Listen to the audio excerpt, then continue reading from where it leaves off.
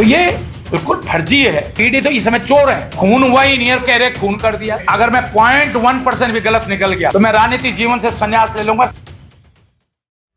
उत्तराखंड के पूर्व वन मंत्री और कांग्रेस के वरिष्ठ नेता हरक सिंह रावत की मुश्किलें एक बार फिर बढ़ गई हैं। प्रवर्तन निदेशालय ईडी ने पूर्व वन मंत्री और कांग्रेस नेता हरक सिंह रावत के खिलाफ स्पेशल पीएमएलए कोर्ट में चार्जशीट दाखिल की है। ईडी की जांच के मुताबिक करीब 101 बीघा भूमि साजिशन बेहद कम दामों पर खरीदी गई है और उस पर Doon institute of medical sciences नाम से कॉलेज चलाया जा रहा है, जो रावत परिवार के नियंत्रण में है।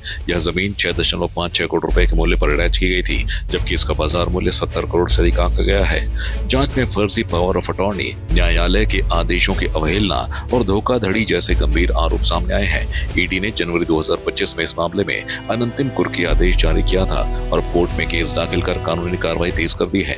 बता दें कि यह मामला 2002 का है, जब हरक सिंह रावत ने सुशीला रानी नाम की महिला से सहसपुर क्षेत्र में करीब 101 बीघा भूमि खरीदी थी।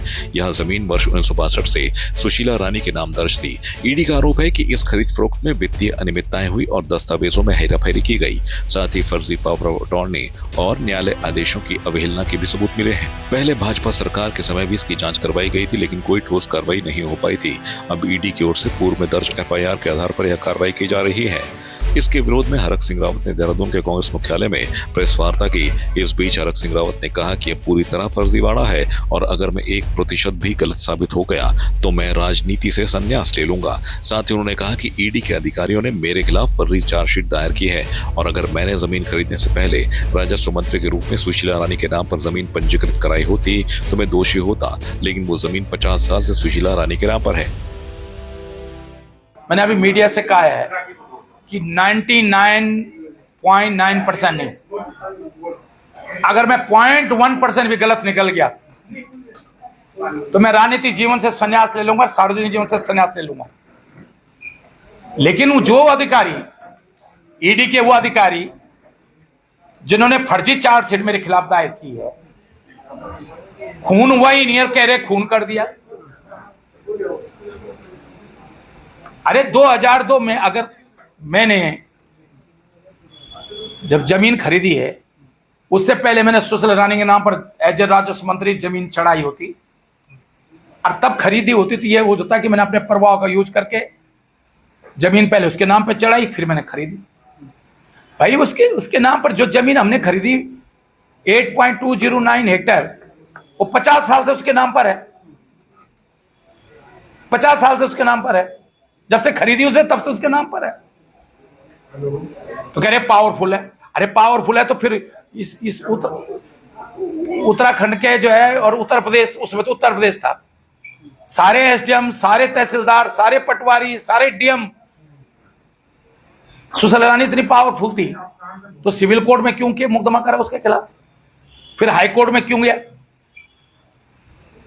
तो हाई कोर्ट में अगर इलाहाबाद हाई कोर्ट में दर्ज कर देते कि भाई ये 6000 हमने इसको लौटा दिए और इसलिए हाई कोर्ट निर्णय करे कि हमारी जमीन वापस कर दी जाए। तो ये बिल्कुल फर्जी है। वो जानबूझ क्या, अब एक चीज सुनो, कोई चोर अपने को कहेगा कि मैं चोरी कर दी मैंने। अब ईडी तो इस समय चोर है इस मामले में,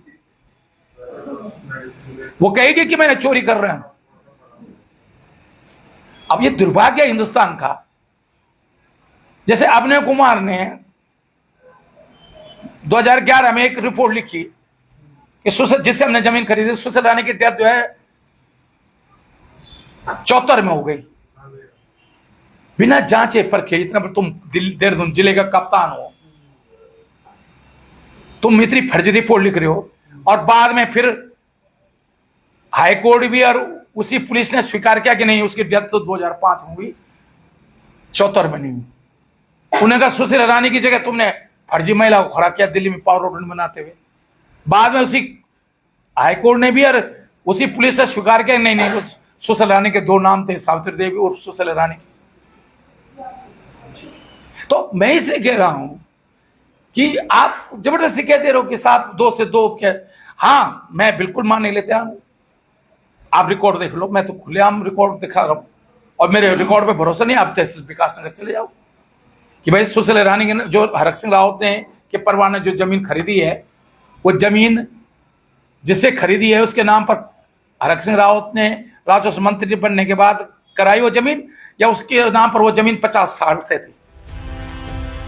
फिलहाल यह मामला देहरादून की विशेष PMLA अदालत में विचाराधीन है। ईडी के दाखिल चार्जशीट के बाद हरक सिंह रावत की राजनीतिक साख पर सवाल खड़े हो गए हैं। अब पूरे प्रदेश की नजर अदालत की आगामी सुनवाई और संभावित फैसले पर टिकी हुई है।